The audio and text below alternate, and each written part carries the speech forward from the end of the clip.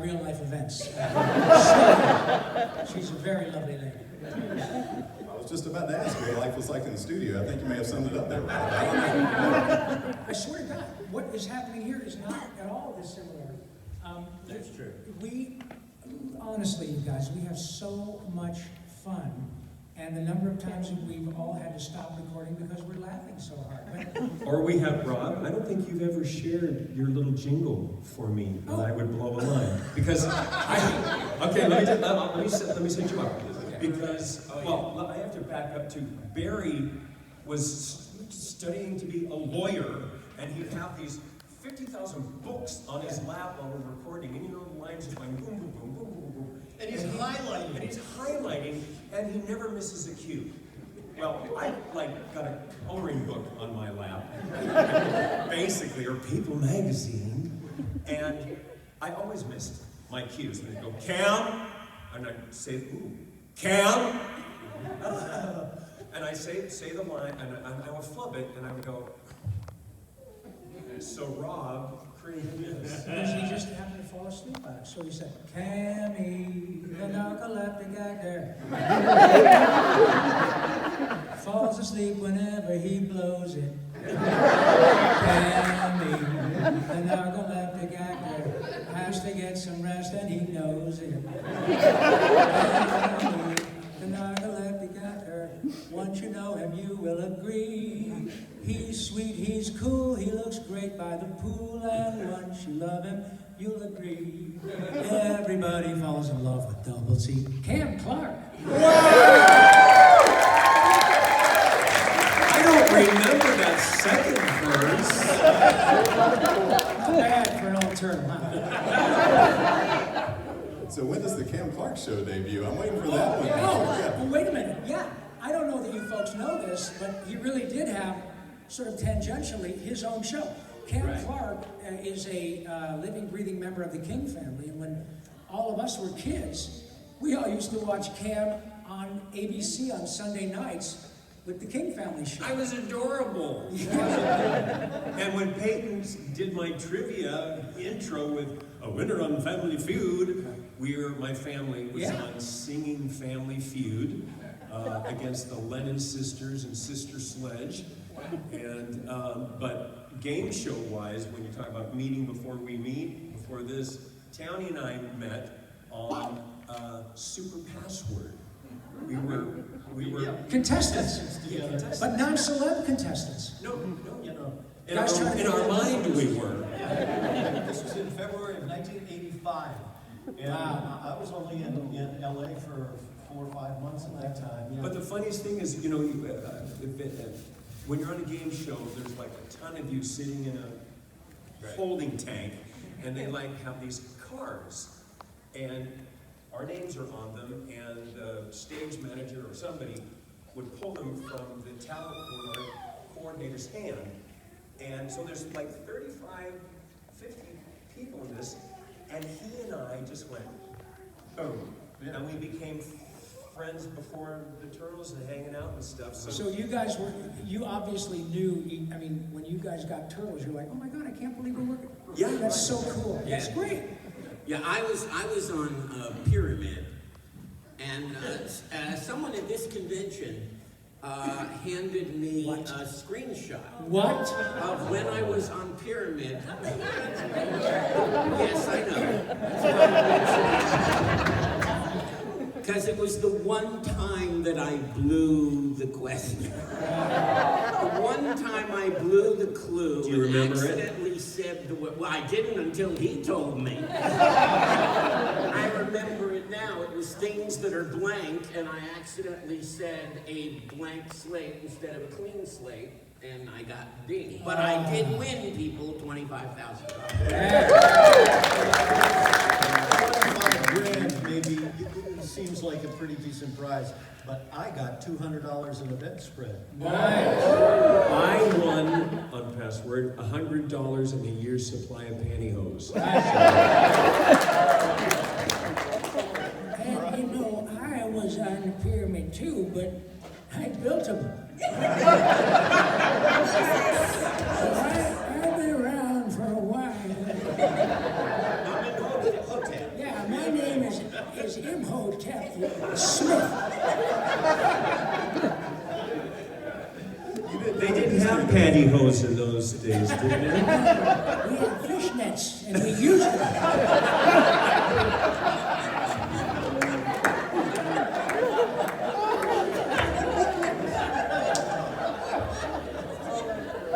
And Cleopatra is like bottomless pit. She could eat fish all goddamn day.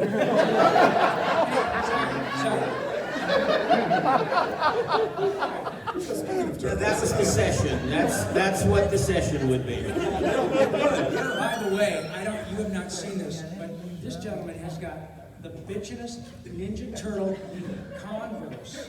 And you made those, right? Yes, sir. They have little Handmade. slices of pizza on them. It's fantastic.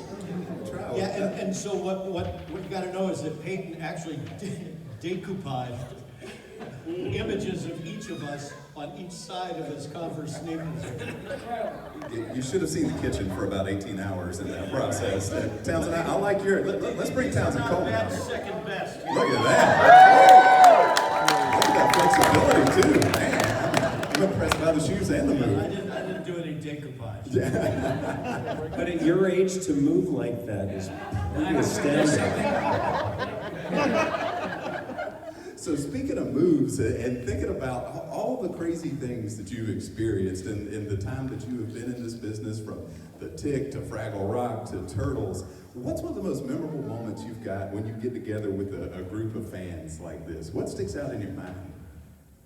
And Rob, I know you've been working on a book telling some of those stories, right? Yeah, thank you. I honestly, Peyton, it's difficult really to pinpoint. We speak about this a lot, and all of us have said this to you sweet folks this weekend. We've been incredibly fortunate to do this work, in quotes, for decades. And we've all been paid well, we have a great time, we've got lifelong friends. But because what we do is anonymous, once people find out who we are, all it is just gloriously happy. It just makes people happy, not the least of whom are we.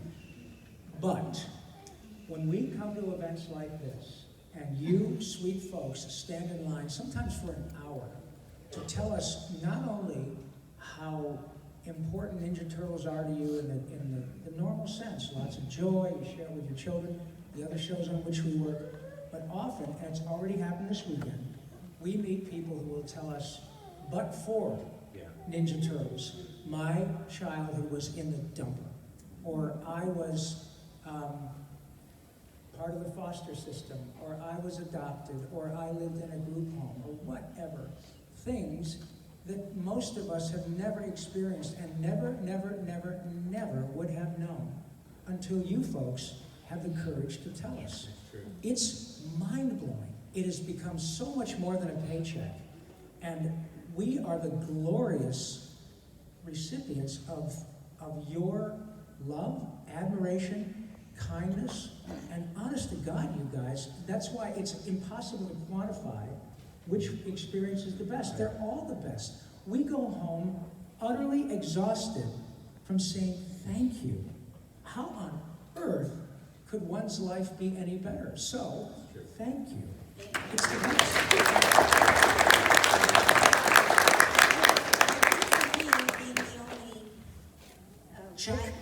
The only chick. The only blonde. The only blonde.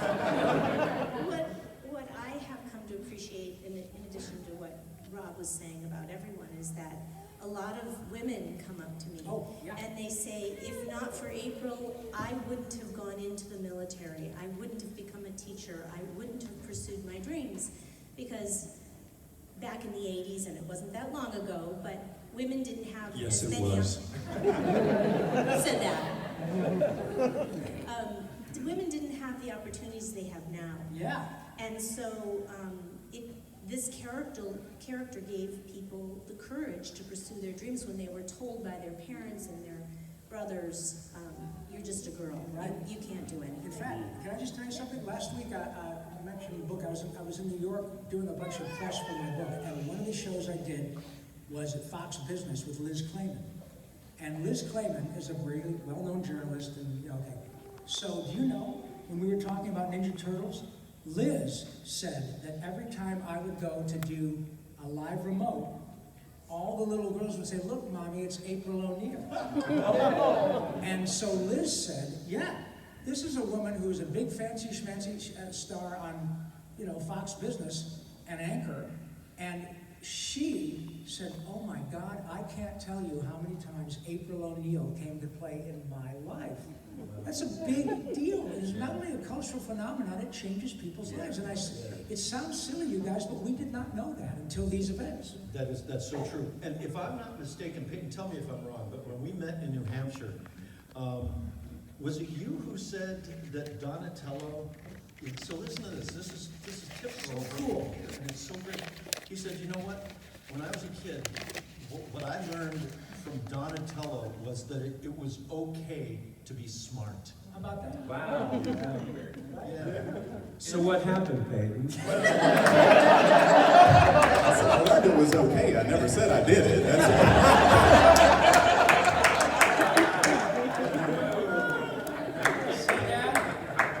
Cammy came out with a zinger and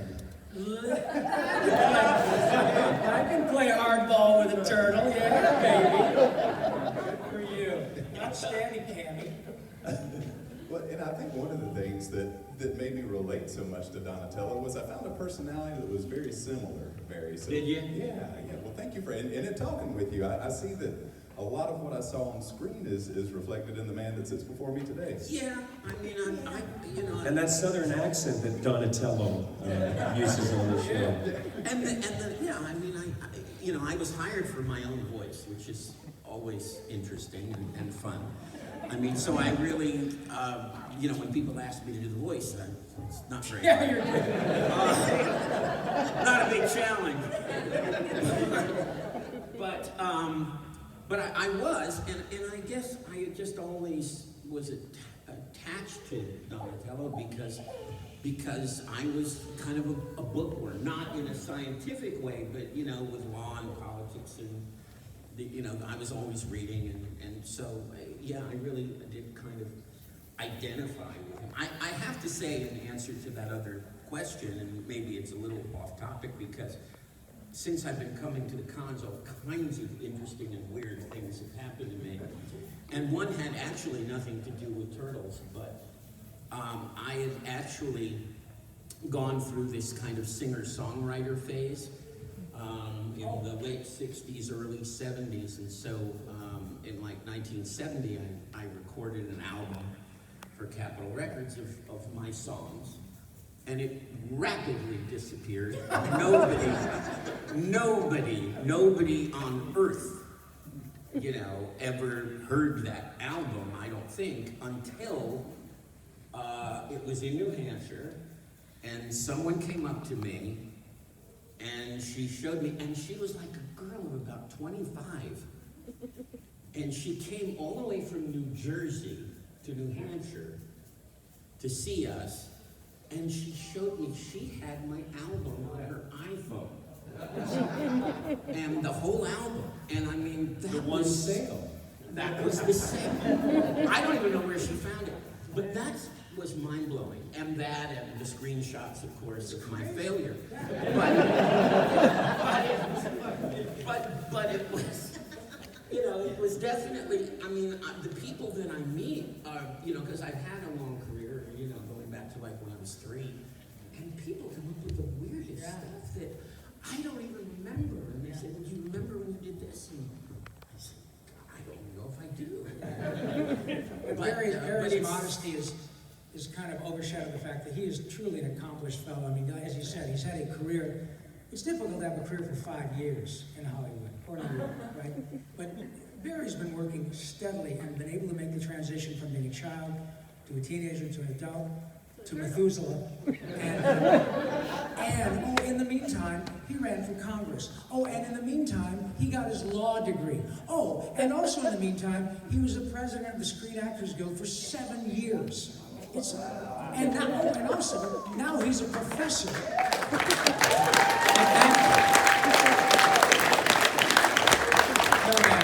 And you're saying ain't getting nothing for Yeah, Christmas. I'm getting nothing for Christmas. That's very important. So he truly is a genius among us. It's incredible. Yeah. But it's been an incredible experience coming to cons. And I really want to thank you all, and certainly and second everything that Rob said. And he about has the his Curtis album experience, reprinted. which I had to, yes, Yeah. you And can you get can it buy in copies. on the, no, you no, I shouldn't.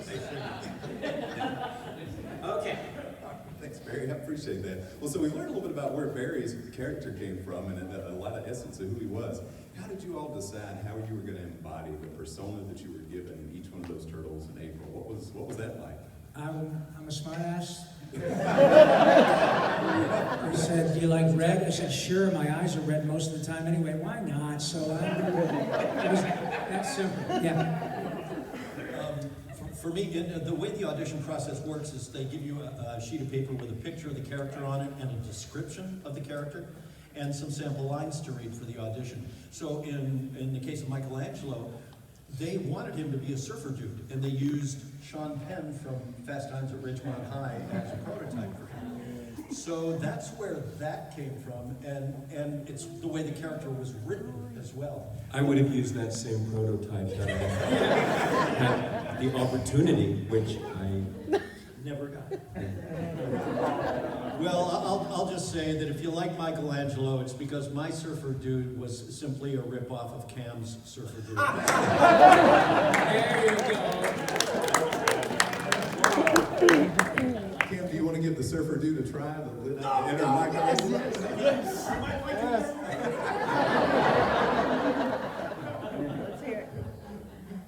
I understand. Yes, sir. But I did get to use him, the voice that I would have put on that, if any of you saw Denver the Last Dinosaur. So Mario talked like this, as long as we're not calling it the M word. Oh, they're both M words! Mario and Michelangelo! Whoa, dude. Scared. I'm seeing double right now. What's happening? Awesome. Well, thank you guys. Anything for anybody else want to jump in on that? You're good? All right, yeah, let's see what we got out here. So who's got a question? If you would, we'll form a line right here in the middle. Don't rush. We'll try to get to as many as we can, but if you would, we'll stand right here and I'll come down to the last question. So you hop up here first, sir. All right, we'll get in there. Yes, sir. What's your name? My name's Steven. Hey, Stephen, what's your question? I was curious because I've noticed, some of the time, like when you guys did your voiceovers, did you do that before they did the animation? Because they'll mix up the turtles, like they'll have Leonardo speaking for Raphael or something like that. That was because it was done in Korea. But yes, we did our recording first, and then they animated it. It's always that way when it's proprietary stuff, and the acting is done first, so we're not limited by what's on the screen. Right. But I will share with you quickly. Yes. A Korean animation story, because they don't speak English. Oh, this is a great story. I was on Clifford the Big Red Dog playing Max, and we had one episode where there was a little guest dog who had 3 legs, and the other dogs didn't want to play with him because he was different and all of that. And the lesson, of course, was that he's just like anybody else. Well, the cartoon comes back from Korea, and he has 4 legs. And they said, "We fixed for you." Be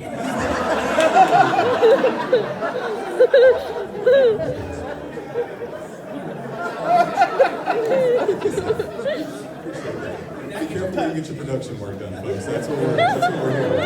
And what's your name? Ariel. Ariel, what's your question? My question is, I haven't met those two yet. My question is, you brought up Denver the Last Dinosaur. So I actually have advertising on a tape from 1987, and I finally got to watch the series literally a couple years ago. So all of you guys, except, were you on Denver at all, or, okay. I thought every single one of you made it on Denver the Last Dinosaur at least once. But which Renee used to one? date John Denver. Kidding. I don't care who he is. My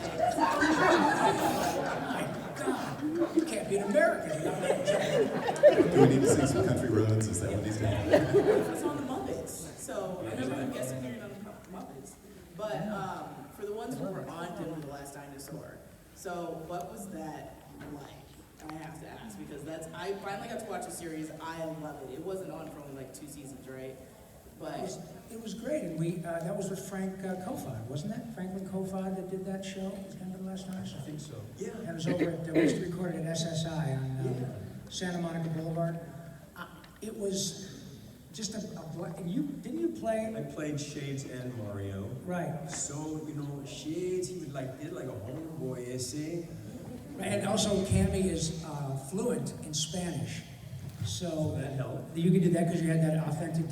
By the way, it was one of the cool things about having a fellow turtle and fellow friend / actor who's fluent in Spanish. We'd always get Cammy to sing our favorite TV theme songs in Espanol. So he'd sing the Brady Bunch in Spanish. It was or like Gidget or Munster. We'll save that for our next panel. Yeah, it was great. Huge fun. But yeah, they're all fun. And I promise you, it's not trying to be coy. We have so much fun in all of them because we're acting like knuckleheads. Es un relato de una familia que se llama Brady. A little teaser. Thank you for that. I appreciate that. Thank you, Cam. Thank you, Rob, for that intro. Yes, sir. Hello again. Rob, I haven't met you yet. I'll meet you later. Nice to see you. Tell us your name. My name is Ryan. As I told 4 of you, I live in Nashville. Just here for the weekend. So my question is, over the course of the 10 seasons, there were a few instances where a couple of you would temporarily provide the voice for another character for like. Oh, you don't want to bring that up. Our favorite green litigator. Oh, you don't want to bring that up. We were hoping you'd never notice. We had a very weird producer. Yeah. That's all I can say. And he had a weird philosophy, which was, first of all, he had a great philosophy, which was that cartoons are always better if everyone's in the room. Right. And there's no question about that. When you're all in the room, you're working together, it's golden, it's wonderful. The energy is way different. Than if you're doing your what's called wild lines, if you're just doing it by yourself in a studio. But there were times when one of us could not be there. And that was the weird part of his philosophy, which was, if you can't be there, then let's put anybody in the room.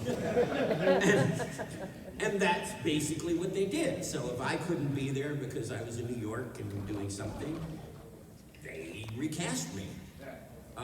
They recast Rob. I mean, they just, and it was silly because yes, it's best if you can all be in the room, but if you can't be, you don't just switch the person and switch the voices. But that was his philosophy, and it was very weird. And so that's why you'll hear several episodes that I'm not doing.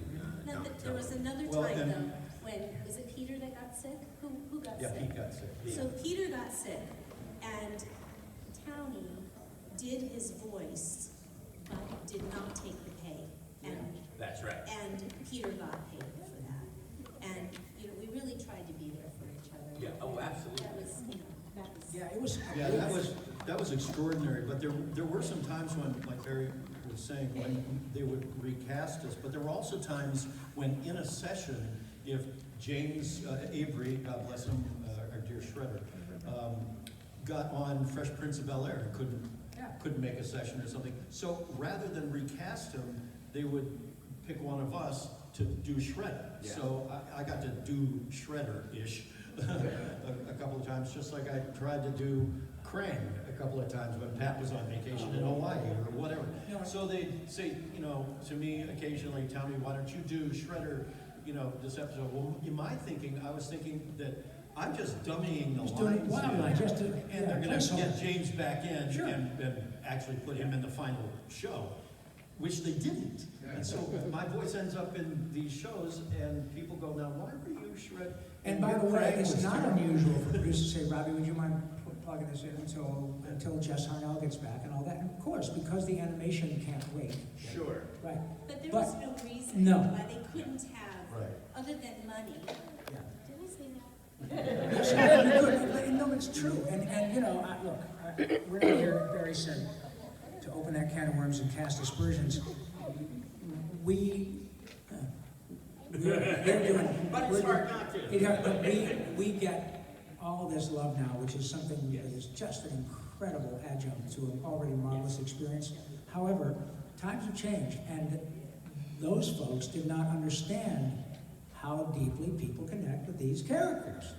That would never happen again. I'm sorry, I take that back. It did happen fairly recently, 4 or 5 years ago, with Powerpuff Girls. And I remember Tara and E.G., and I don't remember the other young lady, but they were a bit heartbroken that they didn't keep, and the series kind of went for very obvious reasons. Yeah. And it's because it's about, if you're going to use a show that has become iconic, and the actors are around and can do it, it's stupid to not do it. Which is why we were in the movie. Yeah. Anyway, thank you for asking. Yes. Thank you, sir. Appreciate that. Thank you. All right. What's your name? Joe. All right, Joe. What you got? Well, I'm a Jersey fan, transplant to Tennessee. So, thank you all for everything. I wanted to ask Rob a question, but I wanted to say thank you for doing stewardess school. Thank you for stopping doing Coconut Fred. Thank you, my friend. What Joe is sadly referring to is one of my forays into an on-camera show in which I played a flight attendant in a movie called Stewardess School, which was a great gig because I had 12 weeks of work and every friggin' check cleared. And that's pretty much it. But you know what? People ask me, are you sorry you did, or I heard you didn't like, wait a minute, let me just make it clear. Anytime somebody gave me American dollars to do what I came to LA to do, nobody starts out to take $10, $20 million of someone else's money and make a piece of junk. It is a piece of junk, but it's my piece of junk. And I'm grateful for the job, and I will never disavow my. I just want to work. So thank you for bringing it up, and I embrace it. I did it, I got paid, and I'm very happy to have done it. My actual question is Snowball going to be back? Oh, I hope so, but that you'll have to ask Justin Roiland and Dan Harmon. I had the great good fortune of working on Rick and Morty, I don't know, 4 or 5 times, but the first, yeah, no kidding. But the first lines I ever had in that show were, "Where are my testicles?" And I looked through the glass at Justin and I said, "Oh my God, you got something here, son." And then I said, having been married for 30 years, I know precisely where my testicles are. So that character only showed up in one episode, and people love Snowball. It's a great character. I got you signed my Snowball. Thank you. Where are my testicles, son? Well, how nice for me and for you. Not many people can say that. Yes, not too many people can say that without being arrested. Yes. You choose the Snowball. So, all right, your name. My name is Christopher. What a great I'm costume. 35. I've been, thank you.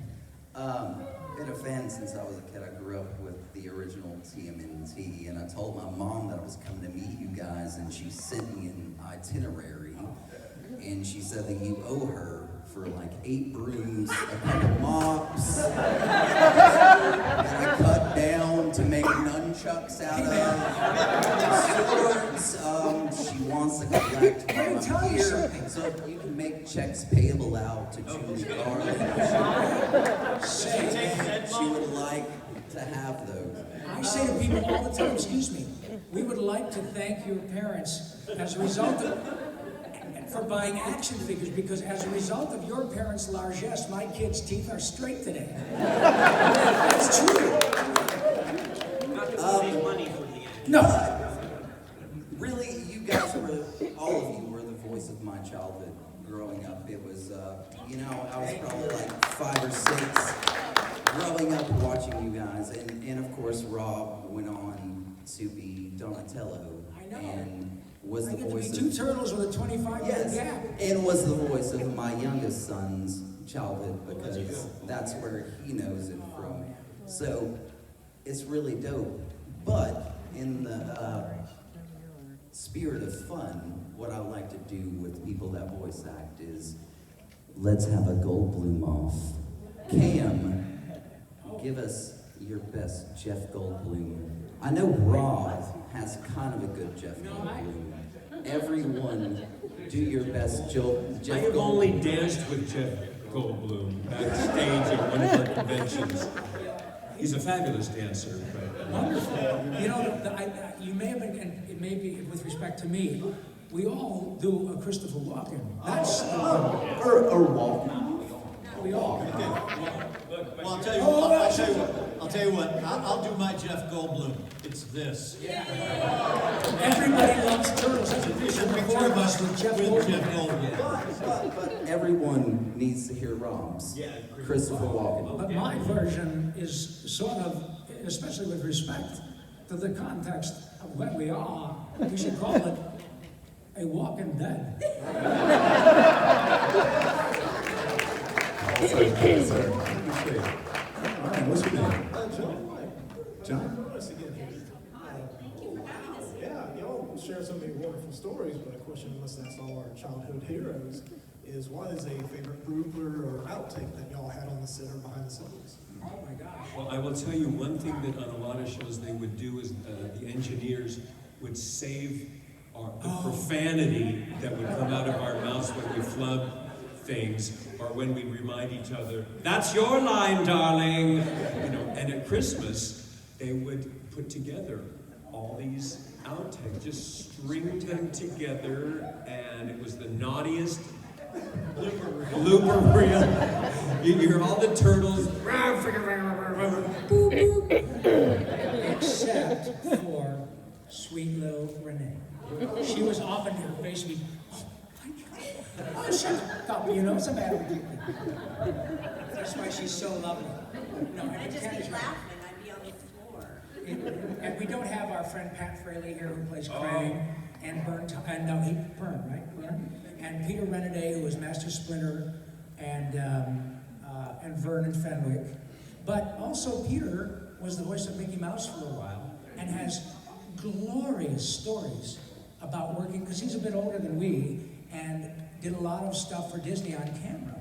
And has great stories about meeting Walt Disney, like bumping into him and chatting about great stuff. And that is what was so remarkable about this whole thing. Yeah. Thank you. I appreciate it, Mr. White. Thank you. All right, we got time for one more question. All right. Yes, sir. And folks, they'll be back at the booth today and tomorrow, right? If you want to come by and check in and chat with them. Tommy says there's already been Joe. I'll just go by Joseph. First of all, this is actually very important. I think you're selling yourself a little short there. You actually did have a catchphrase. It wasn't the first season. It's the Turtles Fight with Honor. Yes, Leonardo's, I thought. No, but you definitely know it was you. I remember it. You did say that. So I've got to stop writing that. Wait a minute. Wait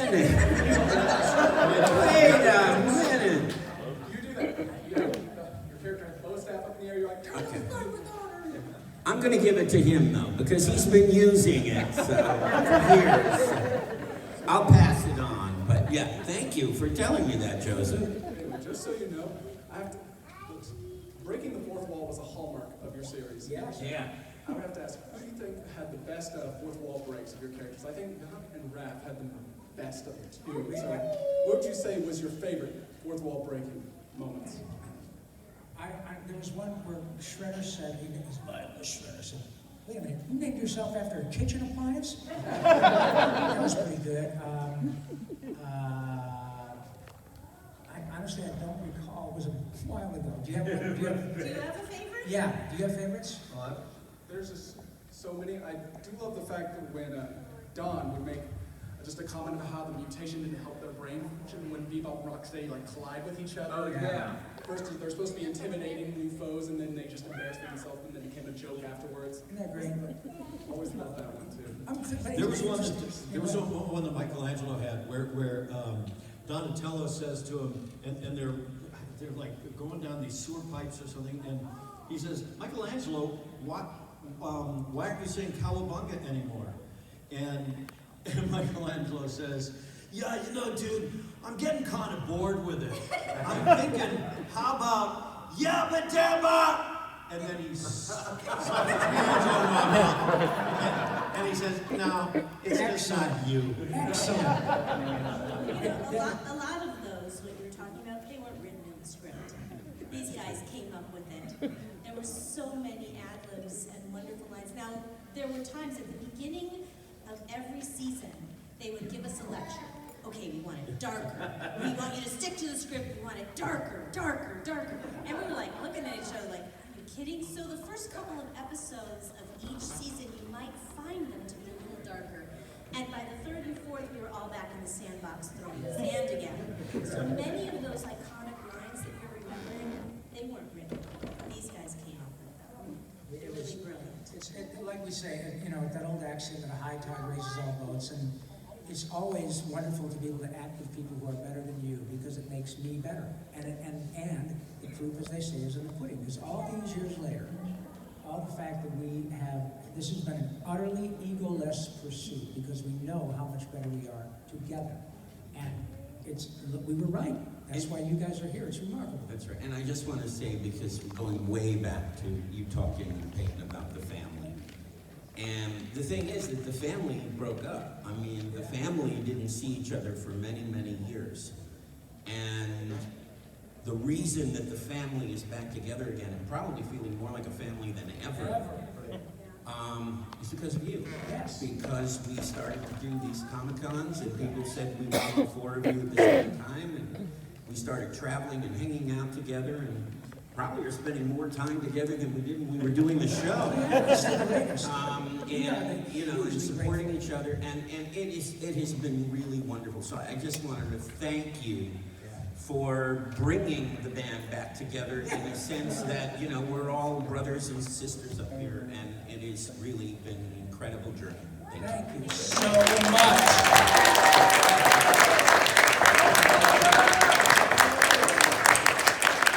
Thank you all so much for your time today. Thank you all for the wonderful questions, and please be sure to stop by. When you talk about a gracious group that loves interacting, they live out what they say when they say they love talking and working with you guys. So be sure to stop by and see them today and tomorrow. Photo ops are coming up right after this as well. So if you want to grab a photo with everyone, and what do you say, good old turtle fashion, being with a little turtle power? How does that sound? All right. Artists, you want to jump in with this? Let's go.